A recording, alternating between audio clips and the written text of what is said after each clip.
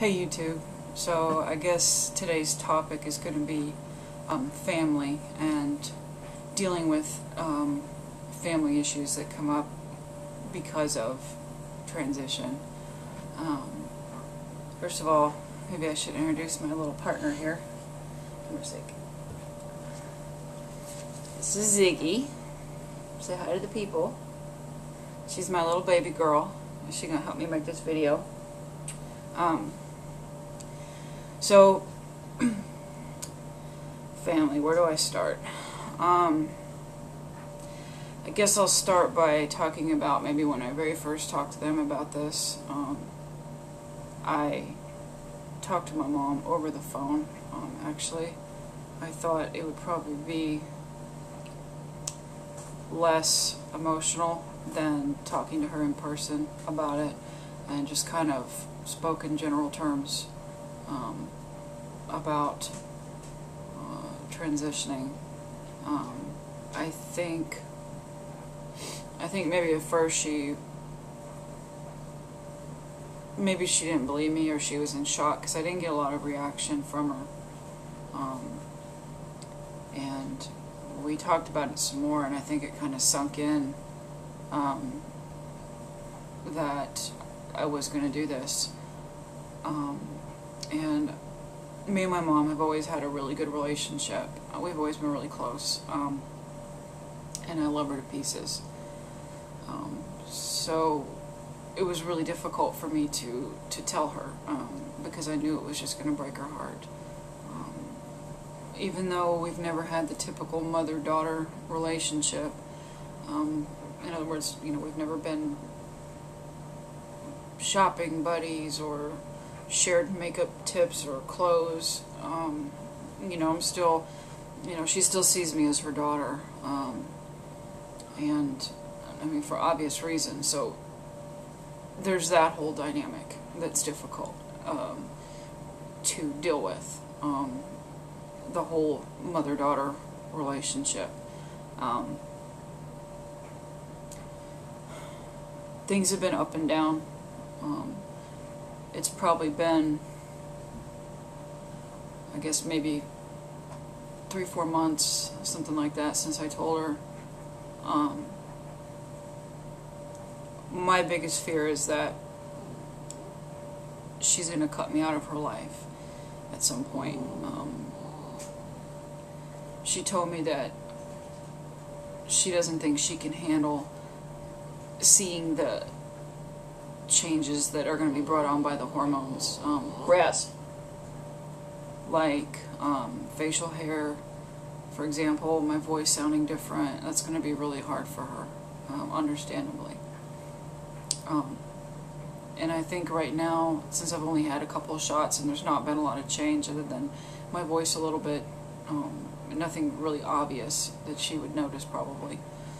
Things are going to be okay in that regard, but the further we go along, the more changes there are going to be, and the more difficult it's going to be for her to accept it. And I think at a certain point, something's going to change noticeably, and she's going to freak out, and I'm not going to be welcomed over there. That's my biggest fear. Like I said, for her, her big thing is I'm not her little Shelly anymore. She's losing her daughter. That's the way she sees it. She told me on the phone today that she is grieving the loss of her daughter. Raz. So she doesn't see this so much as me becoming the person that I want to be, the happy, confident man that I need to be. She sees it as losing her daughter, and that makes me sad. It makes me very sad. Sad for her, and sad just because she can't see it the same way I do. There's a lot of guilt attached to this, where my family is concerned. I mean, I feel guilt for a lot of different reasons. I'm not going to go into details. here on YouTube, but there's been some things said that have brought enormous guilt to me, and I think that more than anything else is the only thing I'm struggling with this transition, is just dealing with the guilt feelings that I feel surrounding my family.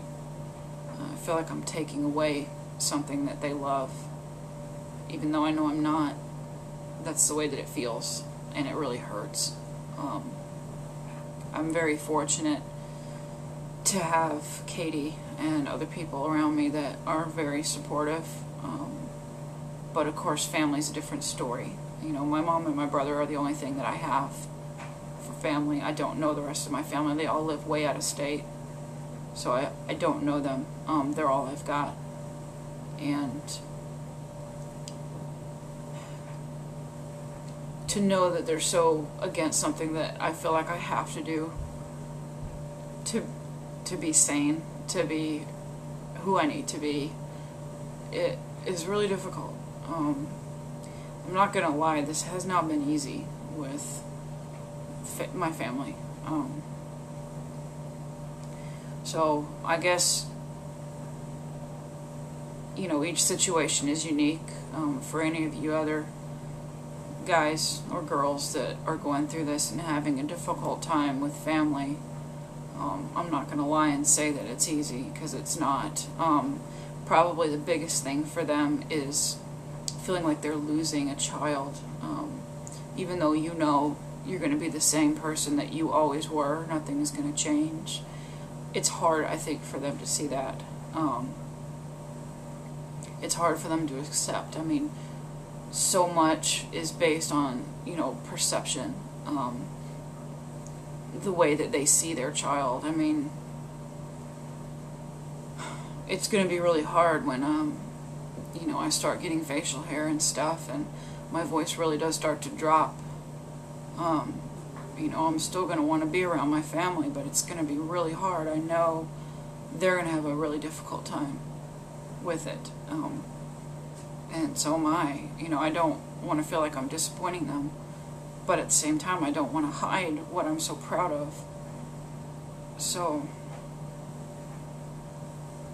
I guess I'll just kind of use a line that my therapist used. She told me just to surround them in a love bubble.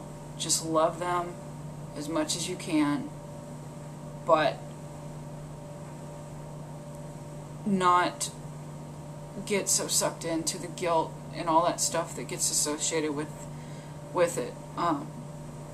You know, at a certain point, I think you have to kind of put up some space for your own sanity, and that's kind of what I've had to do, you know.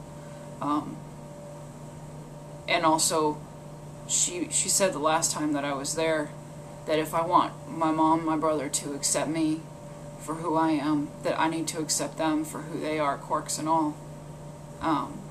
And just to know that this is the way that they are, and to love them because of it and in spite of it, which I do.